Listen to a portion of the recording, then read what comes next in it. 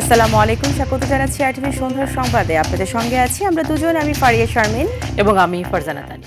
মসজিদ ও অন্যান্য ধর্মীয় প্রতিষ্ঠানের কমিটি গঠনে ইমাম, খতিব ও আলেম ওলামাদের পরামর্শ নেয়ার আহ্বান জানিয়েছেন জামায়াত ইসলামী আমির ডক্টর শফিকুল ইসলাম। ইমাম খতিবদের সব নৈতিক দাবির প্রতি সমর্থন ও পুনর্ব্যক্ত করেছেন তিনি। রোববার রাজধানীর শেরেবাংলা নগরে চীন মৈত্রী সম্মেলন কেন্দ্রে অনুষ্ঠিত সম্মিলিত ইমাম খতিব জাতীয় সম্মেলনে তিনি বলেন, দেশে কোরআনের সমাজ কায়েম না হলে শান্তি ফিরবে না। ডক্টর শফিকুল ইসলাম বলেন, মসজিদ মাদ্রাসা পরিচালনায় রাজনৈতিক হস্তক্ষেপ বা প্রশাসনিক চাপ কখনো কল্যাণ বয়ে আনে না। সারা বাংলাদেশ থেকে এখান থেকে যাবেন ইনশাআল্লাহ। আমরা কিন্তু এই ইমামদের এই কমিটির প্রাণ পুরুষ হবেন খতিব কিংবা ইমাম। তাকে বাদ দিয়ে নয়, তাকে সহযোগিতা করার জন্য এই কমিটি হবে। আপনারা ইমামতি করেন, আমরা পিছনে দাঁড়িয়ে যাই, আপনারা আমাদের ইমাম। আমরা যখন দুনিয়া থেকে বিদায় নেই তখন আপনারা আমাদের ইমাম। শুধু ব্যতিক্রম এতটুকু, জীবিত অবস্থায় আপনাদের পিছনে দাঁড়ায়, আর দুনিয়া থেকে চলে গেলে আমাদের লাশটা সামনে রেখে আপনারা দাঁড়ান। সাংঘর্ষিক রাজনীতি নয়, বিএনপি স্থিতিশীল রাজনীতিতে বিশ্বাসী, তাই দাবি আদায়ে রাজপথে কোনো কর্মসূচি দিচ্ছে না বলে মন্তব্য করেন বিএনপি স্থায়ী কমিটির সদস্য আমির খসরু মাহমুদ চৌধুরী। সকালে বাংলাদেশ মেডিকেল বিশ্ববিদ্যালয়ের ডাক্তার মিলন হলে ডক্টর অ্যাসোসিয়েশন বাংলাদেশ ড্যাবের আলোচনা সভায় এসব কথা বলেন তিনি। এ সময় তিনি আরও বলেন, যত সংস্কারই হোক, রাজনৈতিক সংস্কার না হলে দেশ ভালোর দিকে যাবে না। আর স্বেচ্ছাসেবক দলের সাবেক সহসভাপতি মরহুম সাইফুল ইসলাম পটুর দোয়া মাহফিলে বিএনপি সিনিয়র যুগ্ম মহাসচিব অ্যাডভোকেট রুহুল কবির রিজভী বলেন, ভূমিদস্যু দখলদারদের প্রশ্রয় দিলে দেশকে হুমকির মুখে ফেলেছে ক্ষমতাচ্যুত প্রধানমন্ত্রী শেখ হাসিনা। এর খেসারত হিসেবে সামান্য ভূমিকম্পে দেশের 10 জন প্রাণ হারালো।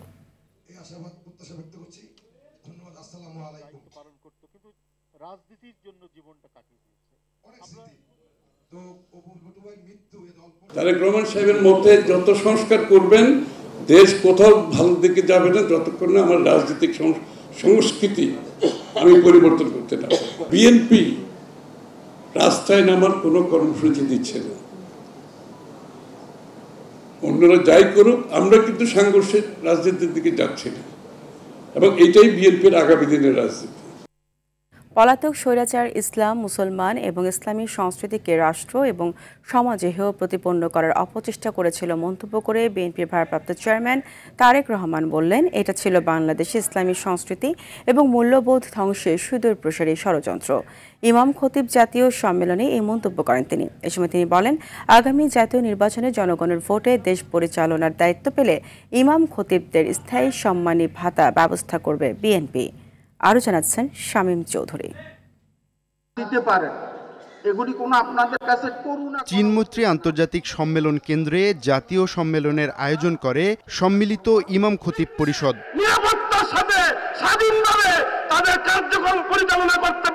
অনুষ্ঠানে নিজেদের 7 দফা দাবি তুলে ধরেন ইমাম খতিবরা। সেখানে মসজিদের ইমামদের রাজনৈতিক এবং দুনিয়াবি বক্তব্য না দেওয়ার অনুরোধ করেন বিএনপির স্থায়ী কমিটির সদস্য সালাউদ্দিন আহমদ। কোন রকমের যাতে রাজনৈতিক বক্তব্য, আপনারা যে মসজিদের ইমাম, এখানে আমরা যেন দুনিয়ার কোনো কার্যক্রমকে প্রশ্রয় না দিই, আপনারা সবাই খেয়াল রাখবেন।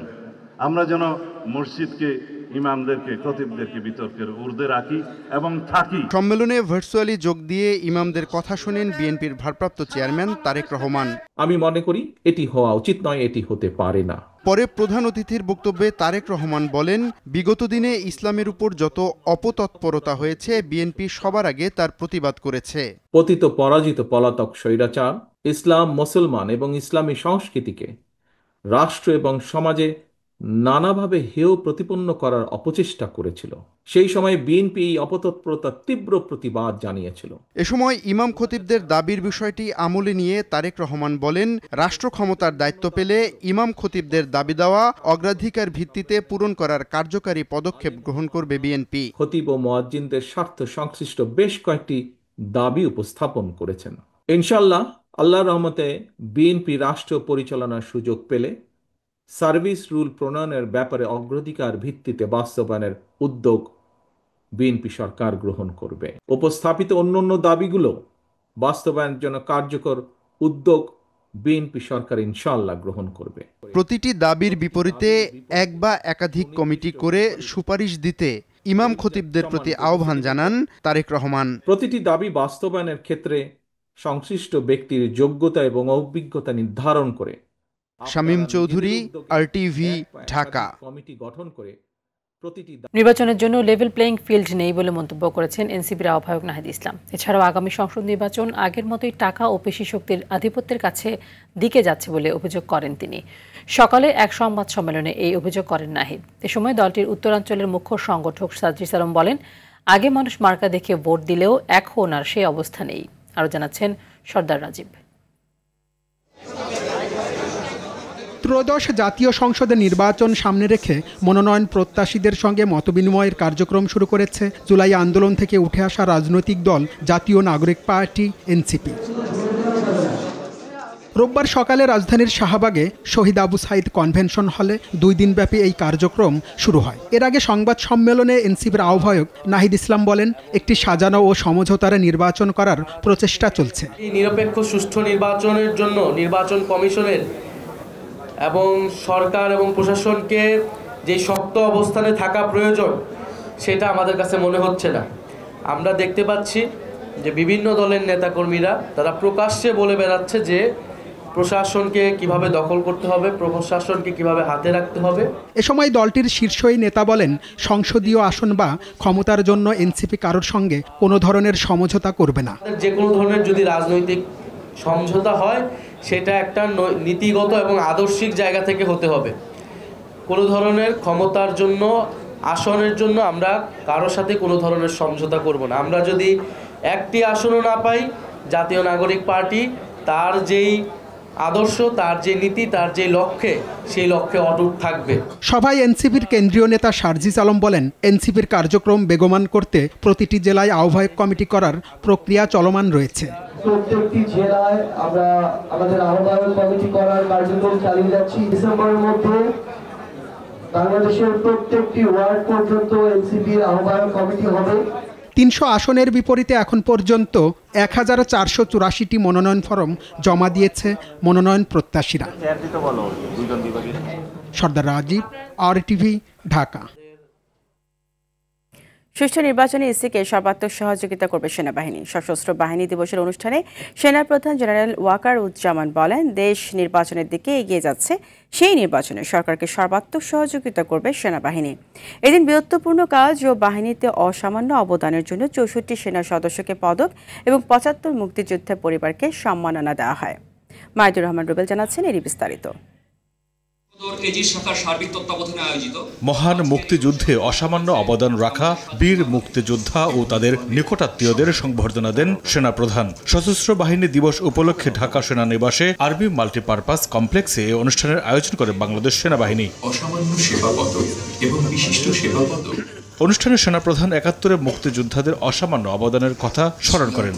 আপনাদের আত্মত্যাগের মাধ্যমে আমরা পেয়েছি আজকে আমাদের এই শ্রেষ্ঠ অর্জন, স্বাধীনতা। আপনারা জাতির শ্রেষ্ঠ সন্তান। দেশের স্বাধীনতা রক্ষায় আপনাদের দেখানো পথ অনুসরণ করে আমরা পথ চলছি। বলেন, ফেব্রুয়ারিতে জাতীয় নির্বাচন করতে চায় অন্তর্বর্তী সরকারের নির্বাচন কমিশন। যাতে সুন্দর একটি নির্বাচন উপহার দিতে পারে তার জন্য সর্বাত্মক সহযোগিতা করবে সেনাবাহিনী। আমরা সামনে একটা নির্বাচনের দিকে যাচ্ছি, সেই নির্বাচনে আমরা যথাযথভাবে ইনশাআল্লাহ সরকারকে সর্বতভাবে সহযোগিতা করব, নির্বাচন কমিশনকে সহযোগিতা করব, যেন আমরা একটা সুন্দর একটা নির্বাচন পেতে পারি। অনুষ্ঠানে 3 ক্যাটাগরিতে 3 জনকে মরণোত্তর সেনাবাহিনীর পদক সহ 64 সেনা সদস্যকে পদক দেওয়া হয়। এর মধ্যে 2024-25 ও 2025-26 এই 2 মেয়াদে নানা অবদানের জন্য 9 জনকে সেনাবাহিনীর পদক, 17 জনকে অসামান্য সেবা পদক এবং 38 সেনা সদস্যকে দেওয়া হয় বিশিষ্ট সেবা পদক। মাইদুর রহমান রুবেল, RTV, ঢাকা। আসন্ন জাতীয় নির্বাচনকে সামনে রেখে সারা দেশকে রেড, ইয়েলো ও গ্রিন এই 3 জোনে ভাগ করা হচ্ছে বলে জানিয়েছেন নির্বাচন কমিশন সচিব আক্তার আহমেদ। বলেন সেই অনুযায়ী নিরাপত্তা ব্যবস্থা নিয়ন্ত্রণ করা হবে। সকালে নির্বাচন কমিশন ভবনে কমনওয়েলথ মহাসচিব সহ 6 সদস্যের প্রতিনিধি দলের সাথে নির্বাচন কমিশনারদের বৈঠক শেষে তিনি এসব কথা বলেন। ইসি সচিব জানান, সুষ্ঠু নির্বাচন করতে বাংলাদেশকে সহযোগিতা করতে চায় কমনওয়েলথ। নির্বাচন পরিদর্শনে বিদেশি সংস্থার আমন্ত্রণ জানানো হয়েছে বলেও জানান তিনি।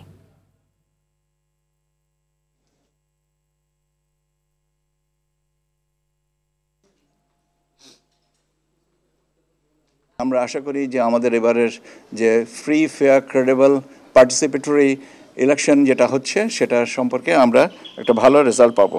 সারা দেশকে আমরা 3টা ভাগে, রেড, ইয়েলো এবং গ্রিন, এই জোনে আমরা ভাগ করছি এবং সেই ভাগে ভাগ করে আমরা ল অ্যান্ড অর্ডার সিচুয়েশনগুলোকে সামাল দিব। এদিকে নির্বাচনের আগে আইনশৃঙ্খলা পরিস্থিতির অবনতির শঙ্কা নেই বলে জানিয়েছেন স্বরাষ্ট্র উপদেষ্টা জাহাঙ্গীর আলম চৌধুরী। সচিবালয়ে আইনশৃঙ্খলা সংক্রান্ত কোর কমিটির বৈঠক শেষে উপদেষ্টা জানান, আইনশৃঙ্খলা পরিস্থিতি উন্নতির দিকে গেছে। অন্তর্বর্তী সরকার কোনো অস্ত্রের লাইসেন্স দেয়নি ও নবায়নও করেনি বলেও উল্লেখ করে উপদেষ্টা। ছোট ভূমিকম্প হলে মোকাবেলা করা সম্ভব বলে মনে করেন জাহাঙ্গীর আলম চৌধুরী। এছাড়াও ভূমিকম্পের আগাম বার্তার অ্যাপস সংগ্রহের চেষ্টা চলছে বলেও জানান তিনি। নির্বাচনের আগে আইন শৃঙ্খলা পরিস্থিতি ডেটোরেট করার কোনো সম্ভাবনা নেই। নির্বাচন যতই ঘনে আসবে সেই সময় ধরেন যে বিভিন্ন পার্টির ভিতরে প্রশাসন এইগুলি সংখ্যা বেড়ে যাবে। তারপরে ধরেন সভা সমিতি এইগুলির সংখ্যা অনেক বেড়ে যাবে। আমরা তো সব লাইসেন্স বাতিল করছি তা নাই। আর নির্বাচনের আগের জন্য কিন্তু যেই সব হাতিয়ারগুলি আমরা জমা দিতে বলছি, কিন্তু আমরা কোনো হাতিয়ারই তো দেই নাই। 2009 সালের থেকে ইয়ের পরে যেই সব হাতিয়ারের ইগুলি দেওয়া হয়েছিল, স্পেশালি যদি সরকারি কর্মচারী হয় শুধু তাদের ক্ষেত্রে শুধু কনসিডার করা হয়েছে। 27 নভেম্বর শেখ হাসিনা, সজীব ওয়াজেদ জয় ও সাইমা ওয়াজেদ পুতুল সহ 47 জনের বিরুদ্ধে প্লট জালিয়াতির 3 মামলার রায় ঘোষণা করা হবে। রোববার ঢাকার 5ম বিশেষ জজ আদালতে উভয় পক্ষের যুক্তিতর্ক উপস্থাপন শেষে রায়ের তারিখ ধার্য করেন আদালত। মামলার একমাত্র গ্রেফতারকৃত আসামি রাজুকের সাবেক কর্মকর্তা খুরশিদ আলমের আইনজীবী যুক্তিতর্কে বলেন, সরকারি কর্মকর্তা হিসেবে ঊর্ধ্বতন কর্মকর্তার সকল আদেশ পালনে বাধ্য ছিলেন তিনি। কিন্তু এ সময় বিচারক তাকে পাল্টা প্রশ্ন করেন, ঊর্ধ্বতনদের অবৈধ আদেশ পালনেও তিনি বাধ্য ছিলেন কিনা। পূর্বাচল নতুন শহর প্রকল্পে অবৈধভাবে 30 কাঠা সরকারি জমি নেওয়ার অভিযোগে মামলা 3টি করে দুদক। এই দিন ঢাকার 4র্থ বিশেষ জজ আদালতে শেখ হাসিনা, শেখ রেহানা ও টিউলিপ সিদ্দিক সহ 17 জনের বিরুদ্ধে করা মামলায় আসামি পক্ষের আত্মপক্ষ সমর্থনের শুনানি অনুষ্ঠিত হয়।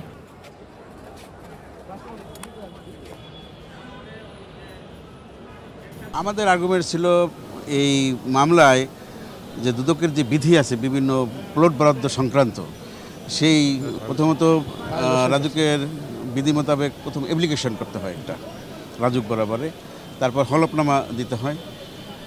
এই সমস্ত জিনিসগুলো তারা সম্পূর্ণভাবে প্রদান করেন নাই। আমরা তো রাষ্ট্রের পক্ষে, দুদকের পক্ষে আমরা আমাদের মামলা প্রমাণ করতে সক্ষম হয়েছি। আদালতের নিকট আমরা প্রার্থনা করেছি সর্বোচ্চ শাস্তি, যাবজ্জীবন। ভার্চুয়ালি নয়, সশরীরে হাজির হয়েই সেনা কর্মকর্তাদের ট্রাইব্যুনালের বিচারিক কার্যক্রমে অংশ নিতে হবে। গ্রেপ্তার সেনা কর্মকর্তাদের আদালতের শুনানিতে ভার্চুয়ালি হাজিরার আবেদনের প্রেক্ষিতে এমন মন্তব্য করে ট্রাইব্যুনাল। মামলা দুটির চার্জ গঠনের উপর শুনানি 3 ও 7 ডিসেম্বর। এদিকে এই 2 মামলায় সাবেক প্রধানমন্ত্রী শেখ হাসিনার পক্ষে রাষ্ট্রনিযুক্ত আইনজীবী হয়েছেন ZI খান পান্না। GM মাহমুদ জানাচ্ছেন বিস্তারিত।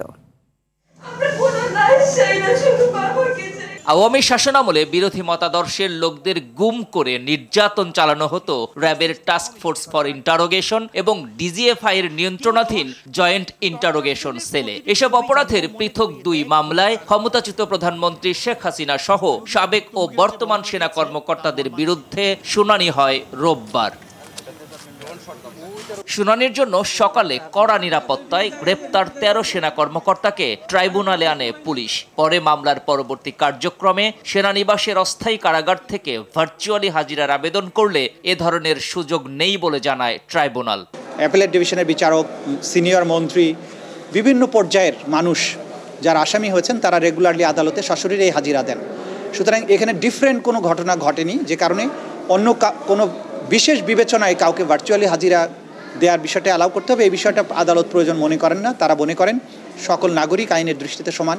এদিকে দুই মামলায় সাবেক প্রধানমন্ত্রী শেখ হাসিনার পক্ষে রাষ্ট্রনিযুক্ত আইনজীবী হিসেবে লড়তে জেড.আই. খান পান্নার করা আবেদন মঞ্জুর করে ট্রাইব্যুনাল।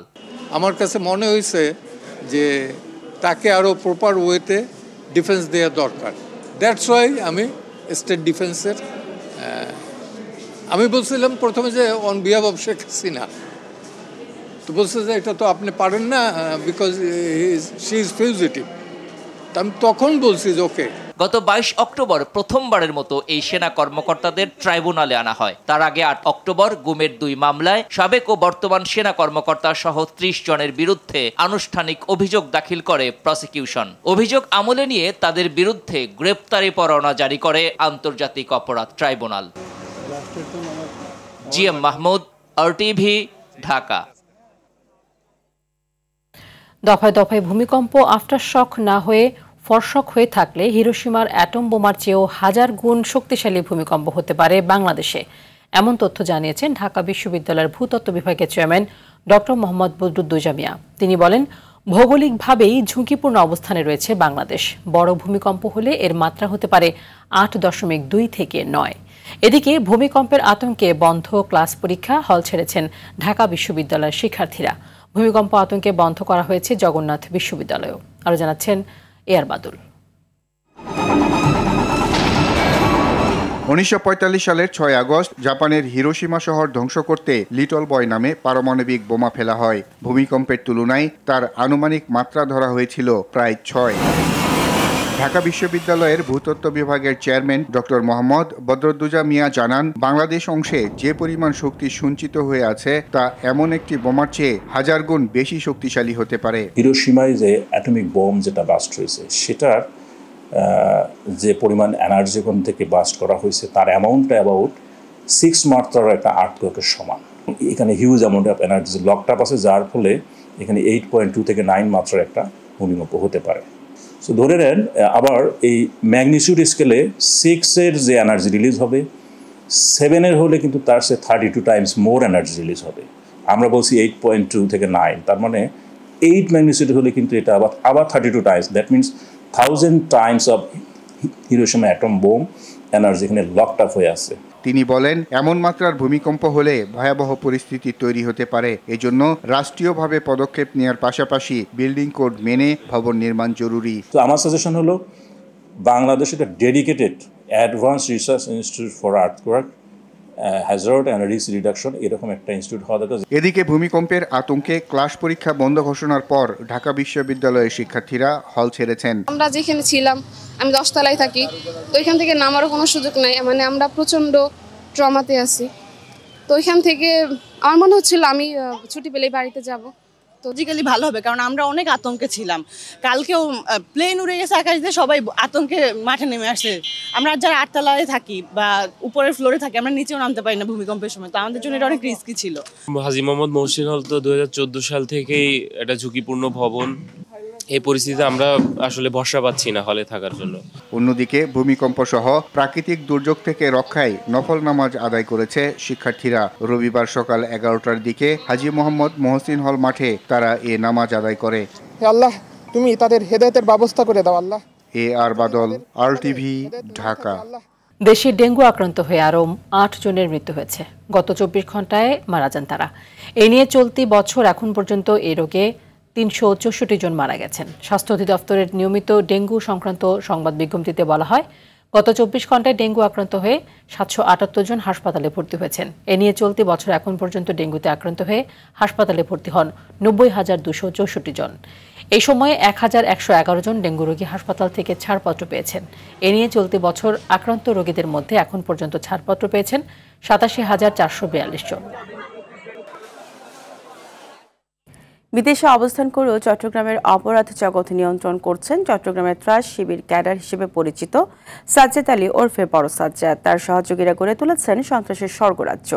চাঁদা না দিলে করছে গুলিও। অস্ত্র, হত্যা ও চাঁদাবাজি সহ 1 ডজন মামলায় ফেরারি বড় সাজ্জাদ। তার হয়ে কাজ করছেন প্রায় 50 জন সহযোগী। আর সব কর্মকাণ্ডের নেতৃত্বে ছিলেন 17 মামলা নিয়ে কারাগারে থাকা ছোট সাজ্জাদ। বর্তমানে এই কুখ্যাত বাহিনীর নেতৃত্ব দিচ্ছেন 13 মামলার আসামি ত্রাস রায়হান। স্টাফ রিপোর্টার সাইফুল মাহমুদের সহায়তায় রিপোর্ট করছেন শামীম চৌধুরী।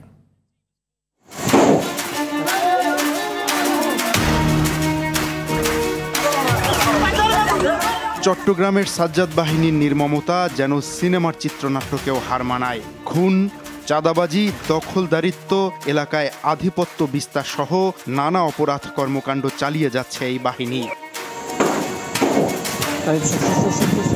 বিএনপি নেতা এরশাদুল্লাহর গণসংযোগ চলাকালে বাবলাকে গুলি করে হত্যা এবং ঢাকাইয়া আকবর খুনের ঘটনায় পরিবারের অভিযোগের তীর সাজ্জাদ বাহিনীর উপর।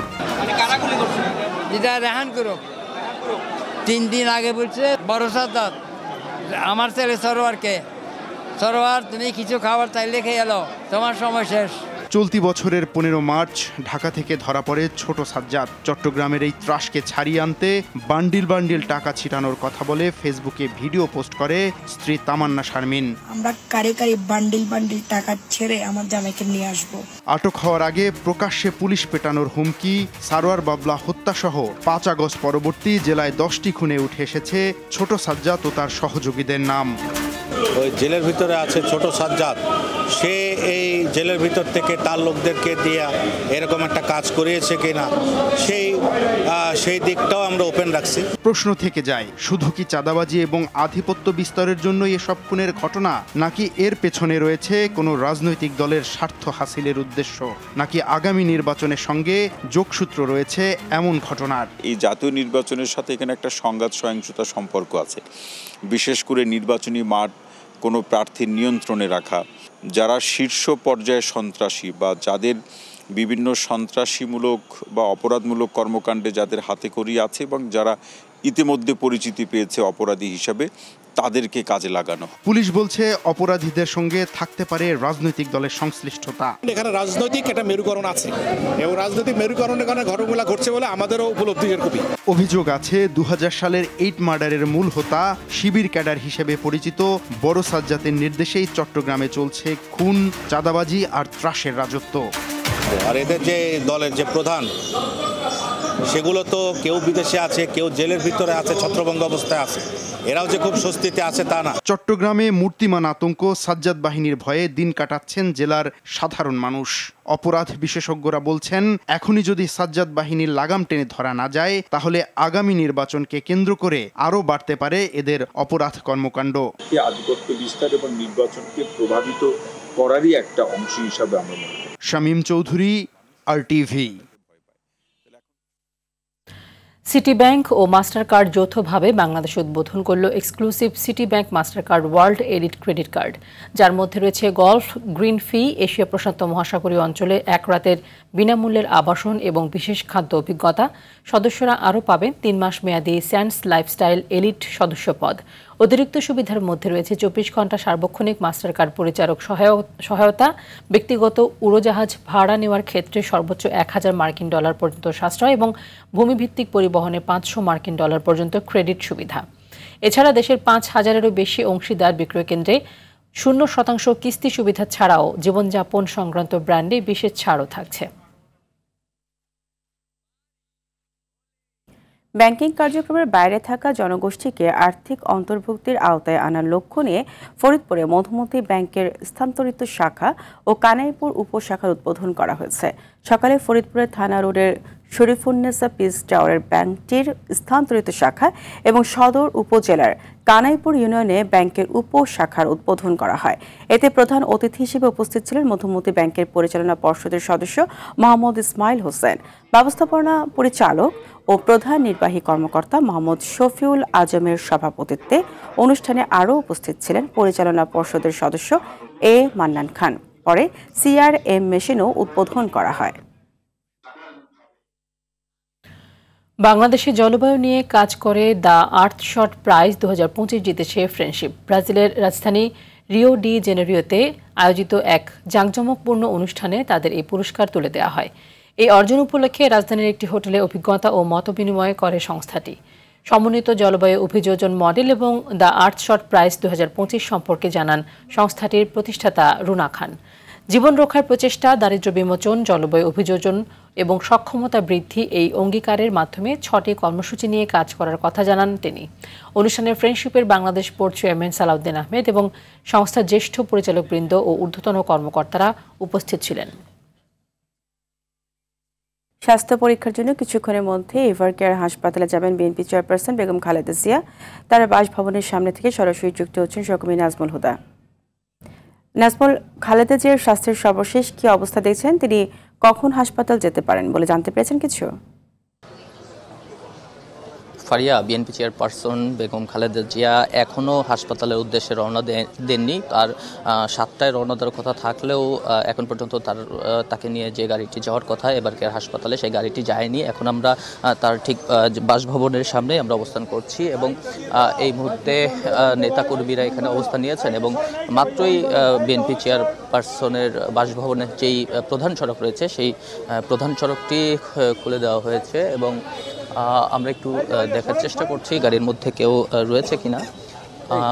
তাকে কিছুক্ষণের মধ্যেই নিয়ে যাওয়া হবে, সেই প্রস্তুতিও চলছে। আমাদেরকে বিএনপির পক্ষ থেকে যেটি জানানো হয়েছে যে শারীরিক কিছু জটিলতা তো তার রয়েছেই, দীর্ঘদিন ধরে যে লিভার সিরোসিস, কিডনি সহ নানা জটিলতা রয়েছে, সেই জটিলতার নিয়মিত যেই শারীরিক পরীক্ষা করার কথা সেই পরীক্ষা করার জন্যই তিনি এবার কেয়ার হাসপাতালে যাবেন এবং তার ব্যক্তিগত চিকিৎসক ডাক্তার AZM জাহিদ হোসেন তিনি কিছুক্ষণ আগে ফিরোজের ভেতরে প্রবেশ করেছেন। তো এখনও তাকে নেওয়া হয়নি, তাকে নেওয়া হলে তারপরে আসলে জানা যাবে তার শারীরিক কী কন্ডিশন রয়েছে। তবে এখনও তার শারীরিক অবস্থা নিয়ে বিএনপির পক্ষ থেকে অফিসিয়ালি কোনো কিছুই জানানো হয়নি। আমরা এখন তার বাসভবনের সামনে অবস্থান করছি। তো কিছুক্ষণের মধ্যেই যতটুকু জানতে পেরেছি যে তার গাড়িটি এবার কেয়ার হাসপাতালের উদ্দেশ্যে রওনা হবে এবং হাসপাতালে নেওয়ার পর শারীরিক পরীক্ষা নিরীক্ষা করার পরেই তার পূর্ণাঙ্গ স্বাস্থ্যের কী পরিস্থিতি সেটি জানা যাবে। নাজমুল, আপনাকে ধন্যবাদ। সারা দেশের প্রতিষ্ঠিত অটিস্টিক ও প্রতিবন্ধী বিদ্যালয়গুলোকে স্বীকৃতি ও এমপিও ভুক্তির দাবিতে টানা 29 দিন অবস্থান কর্মসূচি পালন করছেন প্রতিবন্ধী বিদ্যালয়ের শিক্ষক কর্মচারী।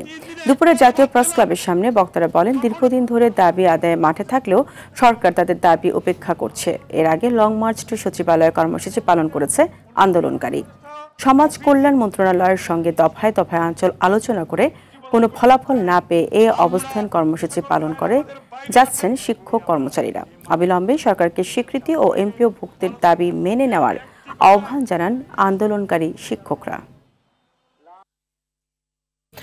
ট্রাভেল এজেন্সি নিবন্ধন ও নিয়ন্ত্রণ অধ্যাদেশের নতুন আইন বাস্তবায়িত হলে দেশের প্রায় 5,000 ট্রাভেল এজেন্সি বন্ধ হয়ে যেতে পারে বলে মনে করেন সংশ্লিষ্টরা। তাতে এজেন্সি মালিক, কর্মকর্তা ও কর্মচারীরা কর্মহীন হয়ে পড়বেন, যা জাতীয় অর্থনীতিতে বিরূপ প্রভাব ফেলবে। জাতীয় প্রেস ক্লাবের সামনে মানববন্ধনে এই আইন বাতিলের দাবি জানিয়েছে আটাপ সদস্য কল্যাণ ঐক্য জোট।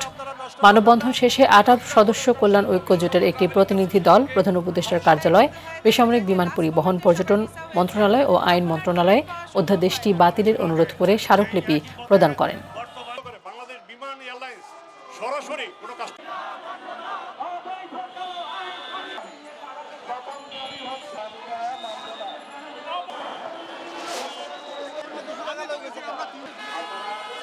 সমর্থনকে আপনারা নষ্ট করবেন না। আপনারা যেটা করছেন শিল্প, বিশেষত ট্রাভেল ইন্ডাস্ট্রি শিল্পকে ধ্বংস করতে হয়। দেখা যায় যে লাস্ট মোমেন্টে সবার ভিসা হয়েছে, তখন আর টিকিট পাওয়া সম্ভব হয় না। করেছিল আগে সেই একই পথে বর্তমান করে বাংলাদেশ বিমান এয়ারলাইন্স।